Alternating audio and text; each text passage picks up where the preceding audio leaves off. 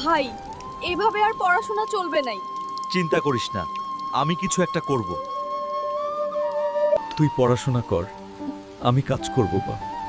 ভাই, তুই আমার জন্য সব ছাড়তাছিস। একদিন তোর মুখে হাসি আনবো বোন। শরীর ভাঙে,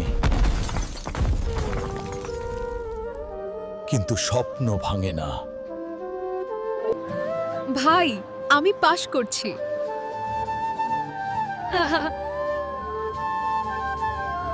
তোর ভাই কাজে অ্যাক্সিডেন্ট করছে।